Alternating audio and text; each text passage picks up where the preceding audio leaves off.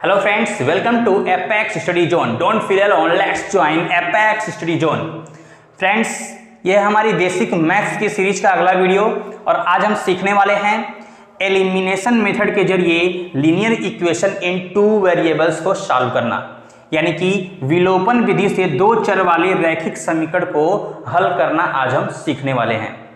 तो इसके लिए हमने एक एग्जाम्पल लिखा हुआ है यहाँ पर 3x + 4y = 10 और दूसरा इक्वेशन है x - y = 1। तो देखिए विलोपन विधि यानी कि एलिमिनेशन मेथड के जरिए इसको हम लोग कैसे सॉल्व करते हैं। अगर आप हमारे चैनल पर पहली बार आ रहे हैं तो आप हमारे चैनल को सब्सक्राइब करके बेल आइकन को दबा सकते हैं ताकि आने वाली सारी वीडियोस की नोटिफिकेशन आपको मिलती रहे और आपसे हमारी कोई भी वीडियो मिस ना हो। हमारी बेसिक मैथ्स की सीरीज को फॉलो करके आप बेसिक मैथ्स को अच्छे से सीख सकते हैं और अपने मैथ्स में जो भी आपका कैलकुलेशन एरर होता है उससे आप बच सकते हैं और उसको सीखने के बाद आपको मैथमेटिक्स सीखने में और भी ज़्यादा मज़ा आने वाला है। तो हमारी बेसिक मैथ्स की सीरीज को अगर आप फॉलो करना चाहते हैं, देखना चाहते हैं तो इस चैनल की प्लेलिस्ट में जाकर उसको देख सकते हैं। तो चलिए इस क्वेश्चन को हम लोग सॉल्व करते हैं विलोपन विधि यानी कि एलिमिनेशन मेथड के जरिए। तो ये है हमारा इक्वेशन नंबर 1 और ये है हमारा इक्वेशन नंबर 2। तो देखिए एलिमिनेशन मेथड में क्या होता है, या तो हम लोग यहां से x को एलिमिनेट कर देंगे या फिर y वाले टर्म को एलिमिनेट कर देंगे। एलिमिनेट करने का मतलब है यहां से हम लोग गायब कर देंगे। तो किस प्रकार से x या y को एलिमिनेट करके सॉल्व करेंगे उसको हम लोग सीखते हैं। तो देखिए यहां पर जो x वाला टर्म है वो है 3x और y वाला टर्म है 4y और यहां पर x वाला टर्म है x और y वाला टर्म है -y। तो देखिए इसको एलिमिनेट करने के लिए जरूरी है कि या तो x वाला टर्म इक्वल होना चाहिए, एक जैसा होना चाहिए, या फिर y वाला टर्म एक जैसा होना चाहिए। तो देखिए यहां पर हम लोग देख सकते हैं कि अगर y वाला टर्म देखें तो यहां पर y के साथ 4 है लेकिन यहां पर y के साथ 4 नहीं है। तो ऐसे कंडीशन में क्या करना पड़ेगा, यहां पर किसी तरह से 4 लाना पड़ेगा। या फिर अगर हम लोग x के हिसाब से सोचें तो यहां पर x के साथ 3 है लेकिन यहां पर x के साथ कुछ नहीं है, यानी कि यहां पर 1 है। तो यहां पर हमको 3 लाना पड़ेगा। तो हम लोग या तो x को बराबर करके इसको सॉल्व कर सकते हैं या फिर y को बराबर करके सॉल्व कर सकते हैं। तो यहां पर हम लोग सॉल्व करने वाले हैं y को बराबर करके।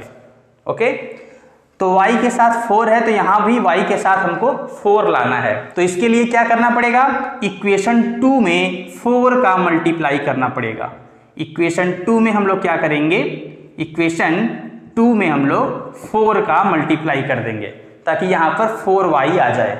ओके, तो हो जाएगा यहां पर 4 का मल्टीप्लाई करने से 4x - 4y, यहां पर 4 का मल्टीप्लाई होगा तो हो जाएगा 4। तो अगर हम लोग इक्वेशन 1 और इक्वेशन 3 को ऐड कर दें, दोनों को ऐड कर दें तो यहां से 4y कैंसिल हो जाएगा, 0 हो जाएगा।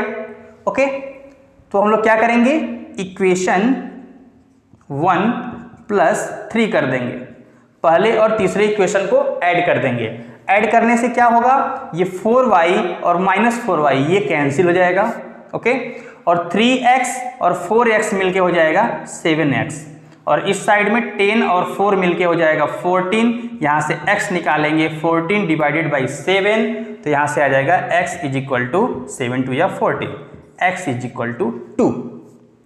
हमको x मिल चुका है तो किसी भी इक्वेशन में x की वैल्यू पुट करके हम लोग y निकाल सकते हैं।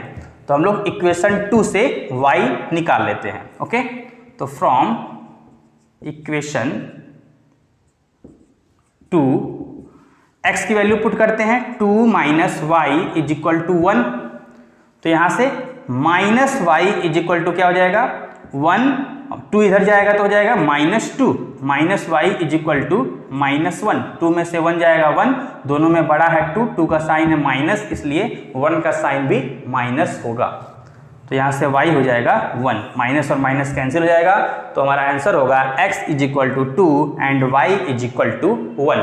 उम्मीद करते हैं इस क्वेश्चन से आपको काफ़ी कुछ समझ में आया होगा। एक और एग्जाम्पल लेते हैं और उससे भी हम लोग समझने की कोशिश करते हैं। तो अगला एग्जाम्पल है हमारा 2x + 3y = 5 and 3x + 2y = 8।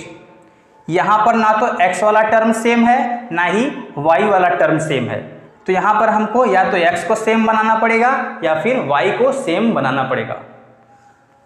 2 में हम लोग किसी भी होल नंबर के मल्टीप्लाई से 3 नहीं ला सकते, ऐसे ही हम लोग 3 में किसी भी होल नंबर के मल्टीप्लाई से 2 नहीं ला सकते। तो ऐसे कंडीशन में इजी तरीके से सॉल्व करने के लिए हम लोग क्या करते हैं कि 2 में 3 का मल्टीप्लाई कर दीजिए तो यहाँ पर 6 बन जाएगा, और 3 में 2 का मल्टीप्लाई कर दीजिए तो यहाँ पर 6 बन जाएगा। तो इन दोनों को सेम करने के लिए हम लोग क्या करेंगे, पहले वाले इक्वेशन में 3 का मल्टीप्लाई करेंगे ताकि ये 6x बन जाए, और दूसरे वाले इक्वेशन में 2 का मल्टीप्लाई करेंगे ताकि यहाँ पर 6x बन जाए। यहाँ पर भी सेम कंडीशन है, यहाँ पर भी 3 में किसी भी होल नंबर के मल्टीप्लाई से 2 नहीं ला सकते, 2 में किसी भी होल नंबर के मल्टीप्लाई से 3 नहीं ला सकते। तो इस इक्वेशन में 2 का मल्टीप्लाई करना पड़ेगा ताकि ये 6y बन जाए, और यहाँ पर 3 का मल्टीप्लाई करना पड़ेगा ताकि ये 6y बन जाए। तो हम लोग यहाँ पर x को सेम बना के सॉल्व करने वाले हैं। तो हम लोग क्या करेंगे, पहले इक्वेशन में 3 का मल्टीप्लाई करते हैं। इक्वेशन 1 में हम लोग 3 का मल्टीप्लाई करेंगे एंड इक्वेशन 2 में 2 का मल्टीप्लाई करेंगे। इक्वेशन 2 में 2 का मल्टीप्लाई करेंगे तो 3 के मल्टीप्लाई करने से ये हो जाएगा 6x, और ये 3 3 जा 9y, और यहाँ पर 5 3 जा 15, इक्वेशन नंबर 3। और ऐसे ही सेकेंड वाले इक्वेशन में 2 का मल्टीप्लाई करेंगे तो ये हो जाएगा 6x, ये हो जाएगा 4y, और ये हो जाएगा 8 2 जा 16, इक्वेशन नंबर 4। अब यहाँ पर देखिए 6x सेम हो गया, लेकिन दोनों का साइन सेम है, ये भी प्लस में है और ये भी प्लस में है। तो यहाँ पर ऐड करने से ये एलिमिनेट नहीं होने वाला है, ऐड करेंगे तो ये हो जाएगा 12x। तो इसको एलिमिनेट करने के लिए क्या करना पड़ेगा, हमको इक्वेशन 3 में से इक्वेशन 4 को माइनस करना पड़ेगा ताकि ये एलिमिनेट हो जाए और केवल y बचे। तो इसके लिए हम लोग क्या करेंगे, इक्वेशन 3 - 4 कर देंगे। 3 - 4 करेंगे तो 4 वाले इक्वेशन का साइन बदल जाएगा, माइनस करते ही साइन बदल जाता है। तो ये प्लस में है तो हो जाएगा माइनस में, ये भी प्लस में है तो हो जाएगा माइनस में, ये भी प्लस में है तो हो जाएगा माइनस में।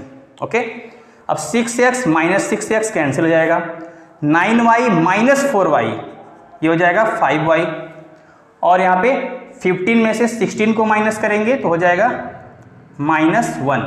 तो यहाँ से हो जाएगा y = -1/5। अब हम लोग y की वैल्यू किसी भी इक्वेशन में पुट करके x की वैल्यू निकाल सकते हैं।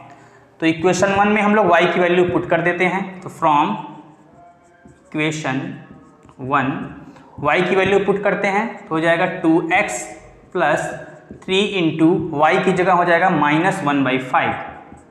ओके, और राइट हैंड साइड में 5 है पहले से।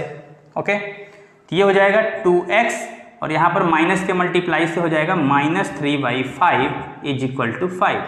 ओके, तो 2x = हो जाएगा 5 + 3/5। ओके, -3/5 है, दूसरे साइड जाएगा तो हो जाएगा +3/5। अब हम लोग इसको सॉल्व करेंगे। देखिए इसको हम लोग यहाँ पर सॉल्व कर लेते हैं। तो 2x = अब यहाँ पर देखिए 5 एलसीएम में लेना पड़ेगा, तो यहाँ पर हो जाएगा 5 5 जा 25, और यहाँ पर 3।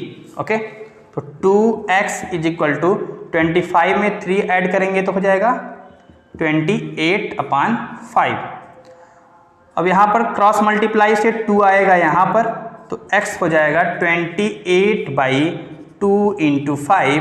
2 से ये कट जाएगा 14 टाइम्स में, तो हो जाएगा 14/5।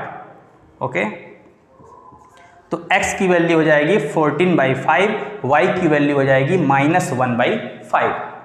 उम्मीद करते हैं आपको दिखाई दे रहा होगा, अभी थोड़ा मार्कर में इंक थोड़ा कम हो गया है। तो ये है 14/5। तो उम्मीद करते हैं आज की वीडियो से आपको काफ़ी कुछ सीखने को मिला होगा। अगर वीडियो से आपको कुछ भी समझ में आया हो तो कर दीजिए अभी हमारे इस वीडियो को लाइक, और हमारे चैनल पर जुड़ने के लिए कर दीजिए हमारे चैनल को अभी तुरंत सब्सक्राइब। और इस वीडियो को अपने दोस्तों के साथ शेयर कीजिए ताकि उनको भी कुछ सीखने को मिले। तो मिलते हैं किसी और वीडियो में। धन्यवाद।